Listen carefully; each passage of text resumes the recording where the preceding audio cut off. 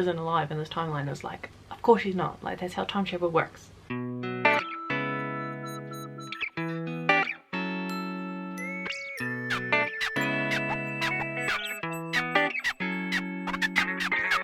Hello and welcome back to another video by me. Today I wanted to go through the books that I've read in August, but I also thought it would be fun to talk about the shows that I watched, because I finished Ugly Betty and haven't really found like a multiple season show to watch, so I've been watching lots of stuff in the last month, so I thought that would be fun. So the first thing that I really watched at the beginning of August was the third season of Never Have I Ever. I did enjoy it. I had a good time watching it. I think I watched it within like a couple days. It was good.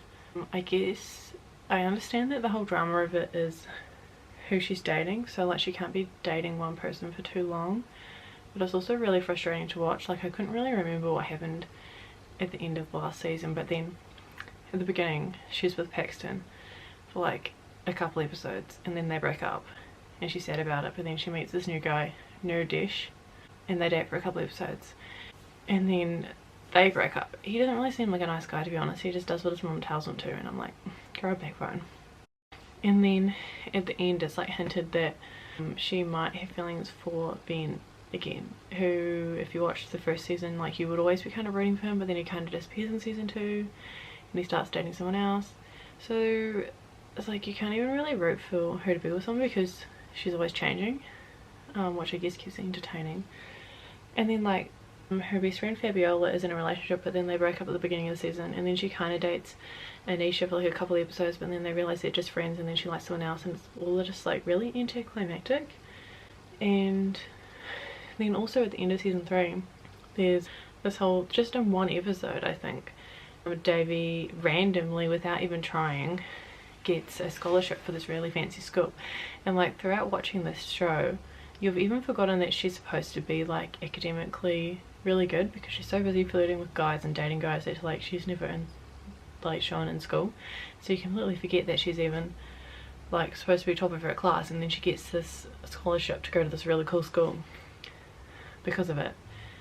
And it just comes out of nowhere and feels like really unrelated to the rest of the plot from season 3, and then she decides not to go. So it was enjoyable, and the show is very aesthetic and like pleasing to look at, and I like Mindy Kaling, so like anything she does I'll watch it. Like, I watched her show Sex Life of College Girls and I really enjoyed that a couple months ago. Yeah, also the age gaps between the actress who plays Davy and the guys who play her romantic interest is like disturbing, because she's like really young, like maybe 20, and Paxton and the guy who plays Nurdish are both like 30ish. Like, that's just so uncomfortable, and I don't know why you can't just get guys that are younger. Like, why is it that girls are really young and then guys are really old? It's the same thing, and I was watching something else recently and it was the same. That 70s show with Ashton Kutcher and Mila, there's like a major age gap between them because she's really young on the show, and I was actually originally thinking of something else but I can't remember, but it just grosses me out. And then I watched Love Life, which is on Netflix. I watched it just because Jessica from Twilight is in it. I can't remember the real name of this actor, but she's in it.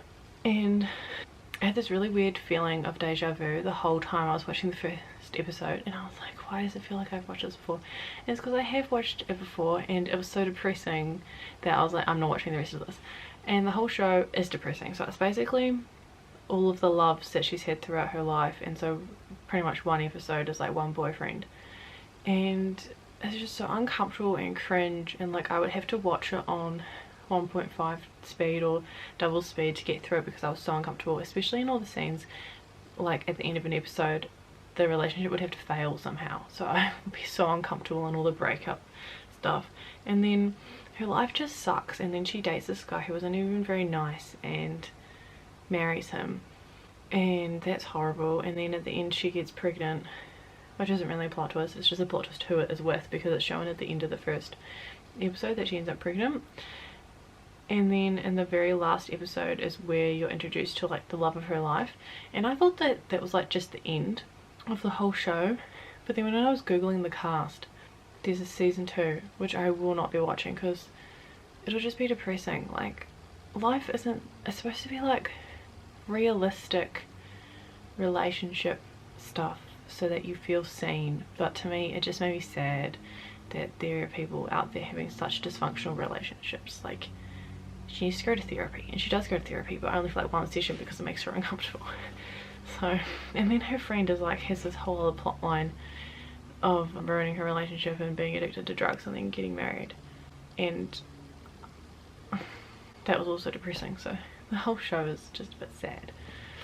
And then I watched the first season, apparently it's like half of the first season, but anyway, of God's Favorite Idiot, which is Melissa McCarthy and her husband are in it. And I don't know if they wrote the show, I kind of assume that they did because they're the main characters, but it's basically about Amelie is Melissa McCarthy and Clark, who is a guy, and he's like chosen by God to put out the good word.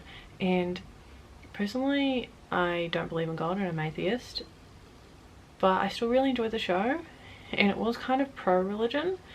It was an idea like God is battling with hell, and like they're having a battle, and which you don't really see, and it's Clark's job to put out the good word, and everyone's right about religion and God loves everyone is like the message that Clark has to put out, which is something that I really agree with, because growing up religious, I was always told that there's only one right way to be religious, and people who are different religions or even different denominations of Christianity are wrong. So I really like the premise of that show in that way. I saw that maybe it had bad ratings because of it like pushing Christianity, but as someone who is not religious and is an atheist, I still really enjoyed the show, and like all the character dynamics and all the characters are really like fun to watch. And Wendy in the show is from New Zealand, and I thought that was cool, and it was like funny seeing her accent the whole time. It was very out of place in this American TV show, so I'd recommend watching that. And then I watched one episode of a show called Feel Good. I watched this because I think I actually watched 2 episodes. I watched this because I was trying to find something to watch, and it came up on Netflix. It's depressing again. It's by Mae Martin, who is a comedian. I've seen some stuff on Facebook of her, and she's the main character in the show, and she's dating a woman named George, and it's basically just about how dysfunctional she is in their relationship. And it was depressing, and so I only watched 2 episodes of it. It does have Phoebe from Friends in it as the mum, but there's something about that actress, I don't remember her name, who in Friends, Phoebe is like this lovely, bubbly, like scatterbrained, dreamy person, but then all the other characters that this actress plays are like absolutely trash human beings, and she is in the show as well. She's Mae's mum in the show, and she's mean to her. So I don't really like that, because as you can tell I only watched 2 episodes of it, and I won't be going back to it. I think it was last weekend we started watching the newest season of Umbrella Academy. I think we're like halfway through. It's not as good as the first 2 seasons. I really liked the first 2 seasons, but beginning season 3 it was difficult because I'm like, what happened in season 2? And the recap was basically just a trailer, and it didn't actually explain the plot of what happened in season 2, so I didn't like that. It's basically they've like come back from the past to their present time, and their dad like adopted different kids because of him meeting them in the past, and they're so idiotic, and they just fight and they don't have a conversation, whereas if you think you just talk to each other you would fix it. And then especially Allison is really annoying because in the original timeline she had a kid, and then she gets back to current time, like back from the past to the original time they're supposed to be in, and their whole family has changed, and she's still not realizing that this means that her daughter wouldn't be alive because the whole timeline has changed, because in this timeline her life didn't happen the way that it happened. And it was just really frustrating to watch. And then she has like a breakdown when she realizes that her daughter isn't alive in this timeline. Is like, of course she's not, like that's how time travel works. So that was frustrating. And the whole season just feels like lower budget, like some special effects just look really obviously not real, and the writing just, I don't know, it's lacking something. we haven't finished it yet, so maybe it'll get better. I did like Klaus is my favourite character, and I did like his like plot line. He's basically just off doing whatever he wants, and he's my favourite, so that was good at least. The thing I've been watching since then is Solar Opposites on Disney Plus. Originally written for Hulu, which is very obvious because they talk about it in like every episode, breaking the fourth wall, which is kind of annoying. Like, I wish they didn't mention it as much. Basically, it's written by the same people who wrote Rick and Morty, which is very apparent because the artistic style is exactly the same, and the guy who voices Morty is voicing Corvo, and so you're kind of just hearing Rick's the old guy. I don't know why I got that. I'm pretty sure Rick's the old guy. Rick is the same voice actor as Corvo, and I kind of wish they hadn't done that, because you kind of listen to it and you start thinking of Rick instead, but they're not really the same character. So it's basically about these aliens that crash landed on Earth and are having to live here, and I quite like it. It's also got the subplot of people who one of the alien children, Yumulak, has shrunk to be tiny and has put in his like wall aquarium, but it's not water, whatever you would call that. And that is like a whole subplot, and I like it because all the episodes don't have big impact. Like, I like a show that is just like funny to watch and doesn't have anything stressful happening, so you know that by the end of the episode everything will be resolved. Even if they're like all dying, you know it'll be resolved by the end of the episode. And they're all doing like really messed up stuff to people and like don't have the same social rules as humans do, so it's quite funny. And then in every intro, the last line of it is changed to say something like strange that humans do, and 95% of the time that's quite funny. Sometimes it's not. There was one that I was like, that's not funny, but I'm enjoying it. I think I'm halfway through season 2, and I feel like there's a couple seasons more left, so I'm enjoying that. And also I think it's cool because all the aliens like don't have a gender or buttholes. They don't have buttholes. So I'm liking that show. And that's everything I watched. And now onto the books that I read in August. It was not a great reading month. The first book I read was Heartbreak for Hire by Sonia Hartle. This is about Brinkley. I don't like her name. Brinkley and Mark. Brinkley, her job is to, people hire them to take out revenge on men who have wronged them, which sounds cool on premise, but how it is played out is not good. And a lot of her successful things are just her like going into a situation and then embarrassing the person publicly and then leaving.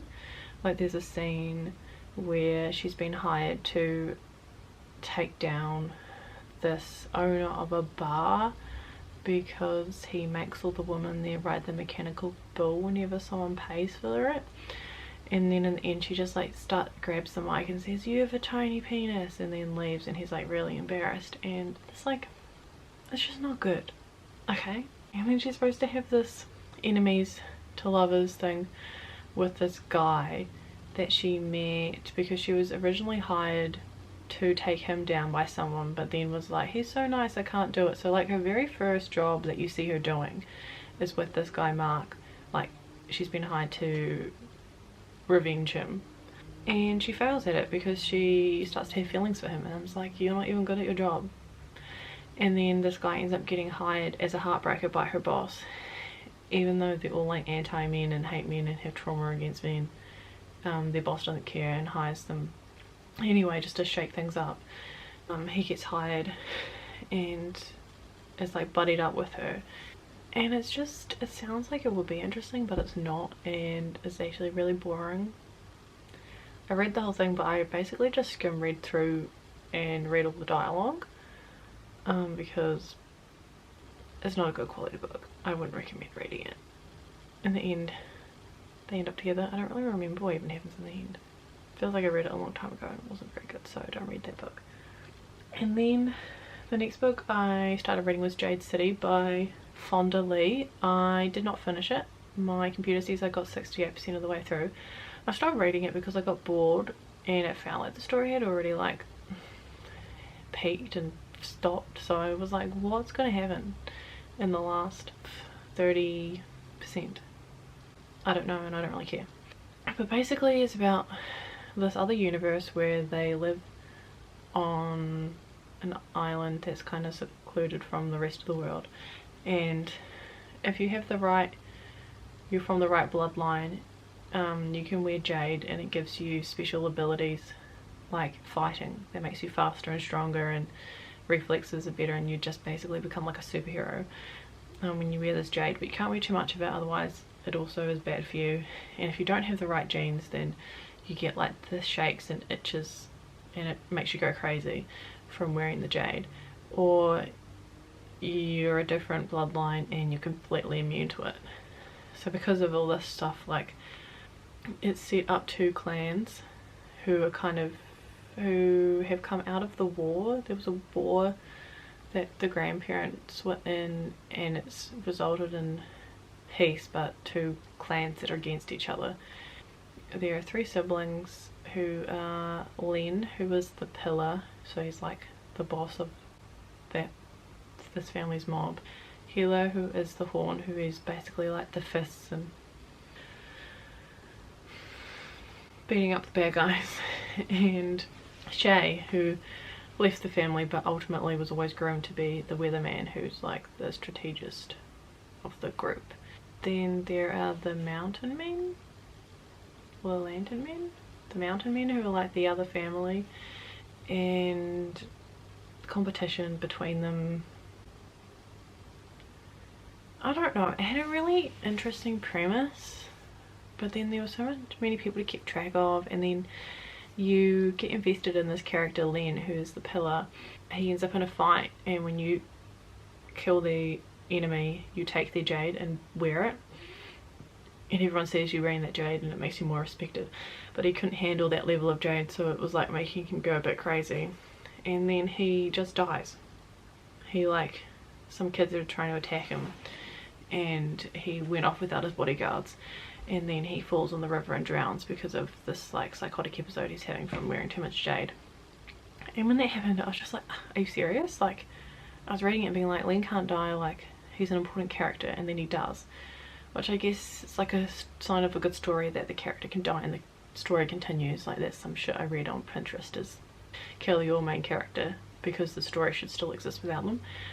But once he died I just didn't really, I wasn't as invested anymore, because it, like, he could just die and everything kind of continued, and his family was sad but like not that sad.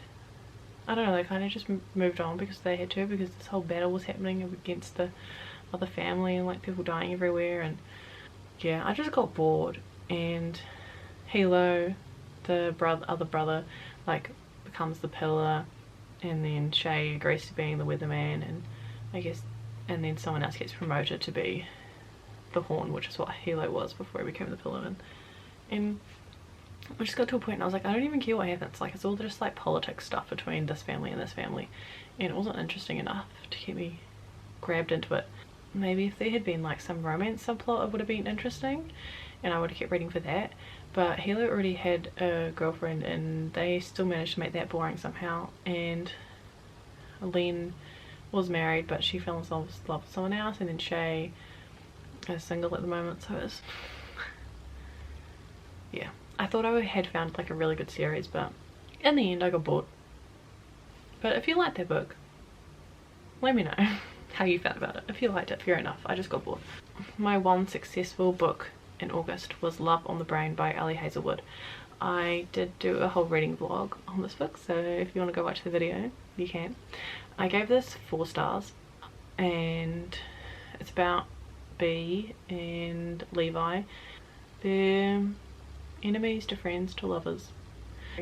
It's not complicated, like it's not a complicated story, but it's a fun read and I enjoyed reading it and had a good time, and the third act was like a cool twist that I didn't see coming, so I would recommend reading that book. You just have to ignore that Ali Hazelwood has the same stereotypes for every romantic interest that she writes, so ignore that and you should have a good time if you like those kind of books like I do. Like, I think on the scale of adult romances, it was on the better side. So that is everything that I watched and everything that I read in August. I had a really good watching month, not so much reading, so hopefully I'll find some good books this month. If you have any opinions about anything I've said, feel free to leave a comment, and thanks for watching. Bye!